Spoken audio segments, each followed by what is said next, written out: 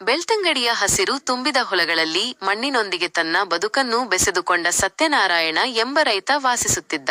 ಆತನ ಮುಖದಲ್ಲಿ ಕಷ್ಟದ ರೇಖೆಗಳು ಸ್ಪಷ್ಟವಾಗಿದ್ದರು.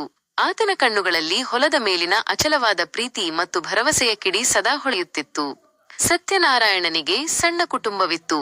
ಆತನ ಪತ್ನಿ ಲಕ್ಷ್ಮಿ, 10ನೇ ತರಗತಿಯಲ್ಲಿ ಓದುತ್ತಿದ್ದ ಮಗ ಸುಮುಖ್ ಮತ್ತು 5ನೇ ತರಗತಿಯ ಮಗಳು ಸುನೀತಾ. ಈ ಇಡೀ ಕುಟುಂಬ ಸತ್ಯನಾರಾಯಣನ ಕೃಷಿ ಕೆಲಸದಲ್ಲಿ ಹೆಗಲು ಕೊಟ್ಟು ನೆರವಾಗುತ್ತಿತ್ತು.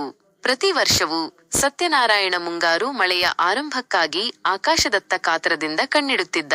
ಮಳೆ ವಿಳಂಬವಾದರೆ ಆತನ ಮನಸ್ಸಿನಲ್ಲಿ ಆತಂಕದ ಕಾರ್ಮೋಡ ಕವಿಯುತ್ತಿತ್ತು. ಆದರೆ ಮೊದಲ ಮಳೆ ಬಿದ್ದ ತಕ್ಷಣವೇ ಆತ ಉಳುಮೆಗೆ ಸಿದ್ಧನಾಗುತ್ತಿದ್ದ.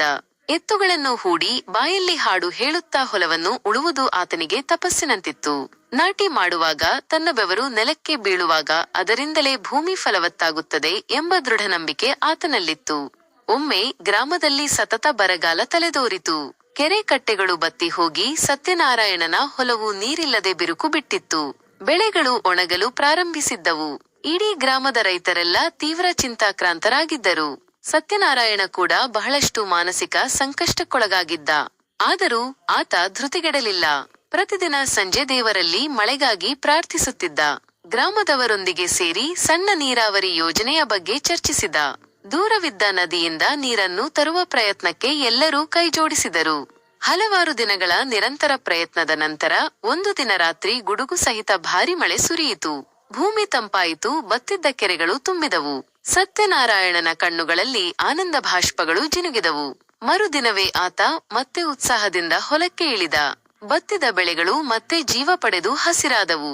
ಆ ವರ್ಷ ಒಳ್ಳೆಯ ಇಳುವರಿ ಬಂತು. ಸತ್ಯನಾರಾಯಣನ ಪರಿಶ್ರಮ ಮತ್ತು ಆತನ ದೃಢ ನಂಬಿಕೆ ಫಲ ನೀಡಿದವು. ಸತ್ಯನಾರಾಯಣ ಕೇವಲ ಬೆಳೆ ಬೆಳೆಯುವ ರೈತನಾಗಿರಲಿಲ್ಲ. ಆತ ಮಣ್ಣಿನ ಮಹತ್ವವನ್ನು ಅರಿತಿದ್ದ. ಪರಿಸರವನ್ನು ಪ್ರೀತಿಸುವ ಜೀವಿಯಾಗಿದ್ದ. ತನ್ನ ಮಕ್ಕಳಿಗೂ ಕೃಷಿಯ ಪಾಠಗಳನ್ನು ಕಲಿಸುತ್ತಿದ್ದ.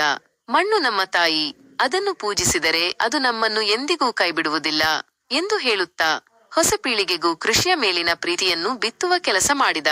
ಸತ್ಯನಾರಾಯಣನ ಕಥೆ ಕೇವಲ ಒಬ್ಬ ರೈತನ ಕಥೆಯಲ್ಲ. ಇದು ಮಣ್ಣು, ನೀರು, ಪ್ರಕೃತಿ ಮತ್ತು ಮಾನವನ ನಡುವಿನ ಅವಿನಾಭಾವ ಸಂಬಂಧದ ಕಥೆ. ಇದು ಶ್ರಮ, ನಂಬಿಕೆ ಮತ್ತು ಜೀವನದ ಸವಾಲುಗಳನ್ನು ಎದುರಿಸುವ ಧೈರ್ಯದ ಕಥೆಯಾಗಿದೆ.